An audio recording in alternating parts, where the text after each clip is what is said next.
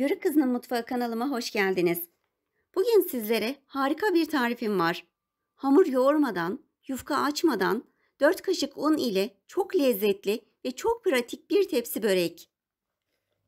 4 kaşık unla böreğimizi yapmaya başlayalım. Ben bütün sebzelerimi yıkadım, hazır hale getirdim.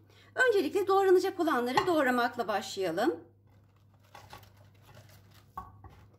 500 gram kadar lahanamız var. Onu ince ince doğrayalım.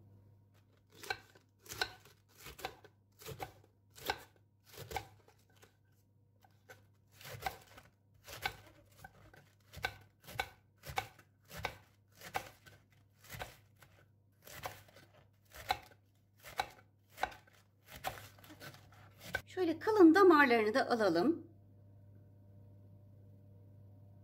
Ve iyice küçültelim.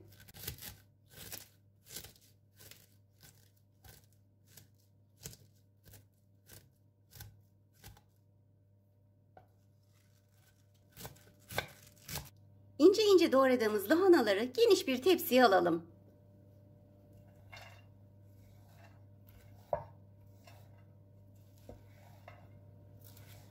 Bir adet pırasamız var. Onu da ince ince doğrayalım.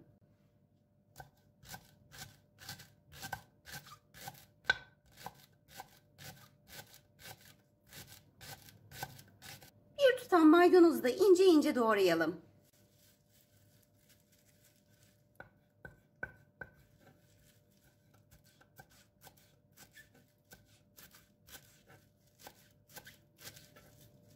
Bunları da tepsimize alalım. 2 adet de doğranmış kapya biberimiz var. Onları da içerisine katalım. Ben buzluktan çıkardım. Buzlukta varsa onu kullanabilirsiniz. Onu küp küp doğrayalım. 2 adet patatesi de sebzelerin yanına rendeleyelim.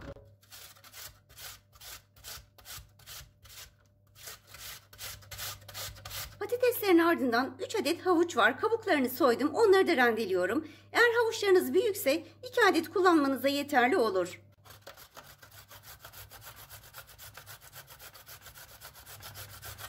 Bütün sebzelerimiz hazır. Bunları bu tepsiye güzel bir karıştıralım.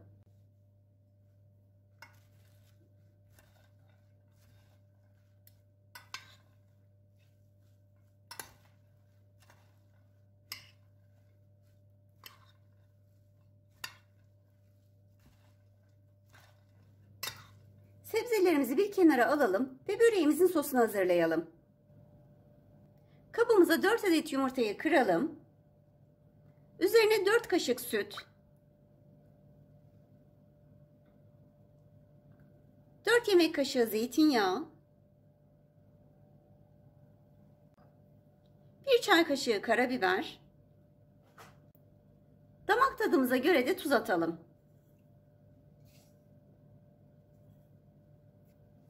Bunları güzelce bir çırpalım.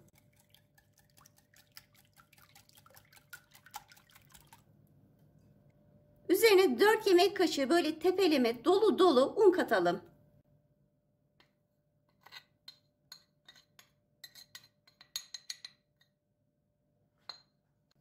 Bir paket de kabartma tozu ekleyelim. Ve tekrar güzelce çırpalım.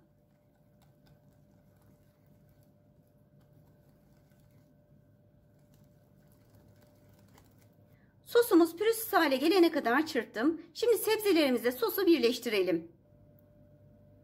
Sosu sebzelerin üzerine dökelim.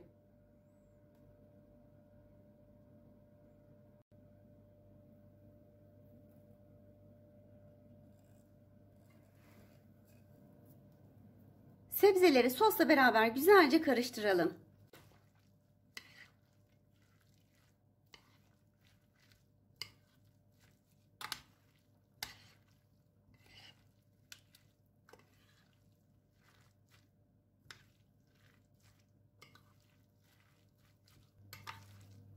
Güzelce karıştırdım. Şimdi tepsimize yayalım.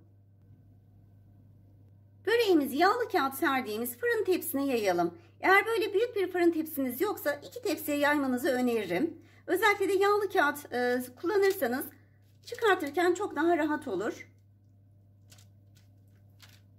Yoksa tepsiye yapışabilir böreğimiz. Böreğimizi tepsinin her tarafına güzelce yayalım.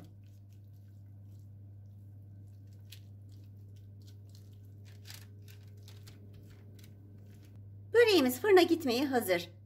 Böreğimizi 2 aşamalı pişireceğiz. Öncelikle 180 derecede önceden ısıtılmış fırında 25-30 dakika kadar pişirelim. Böreğimizi ben tam 25 dakika fırında pişirdim. Üzerine de kaşar peyniri rendesi serpiyorum.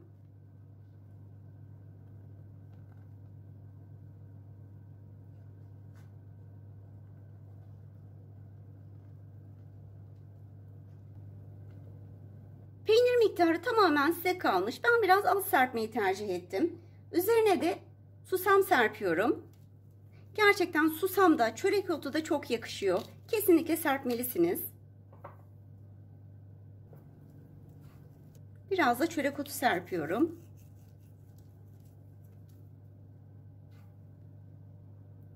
Böreğimi tekrar fırına veriyorum. Fırınımın ayarıyla oynamamıştım.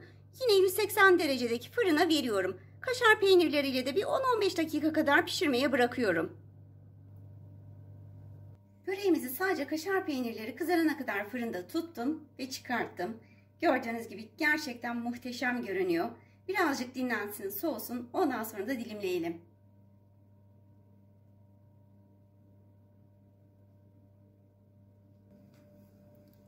İlk sıcağı çıkan böreğimizi dilimleyelim.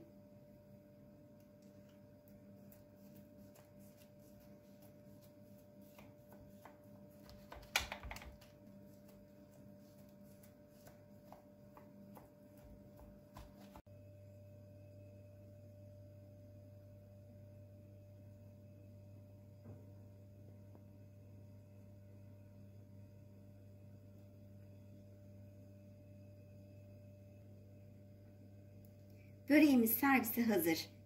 Sizlere şöyle göstereyim. Gerçekten muhteşem bir börek oldu. Arkası da gördüğünüz gibi çok güzel kızardı.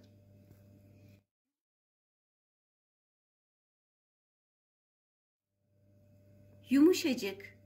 Görüyorsunuz. Hiç hamur yoğurma derdi yok. Az kalorili, gerçekten çok da lezzetli.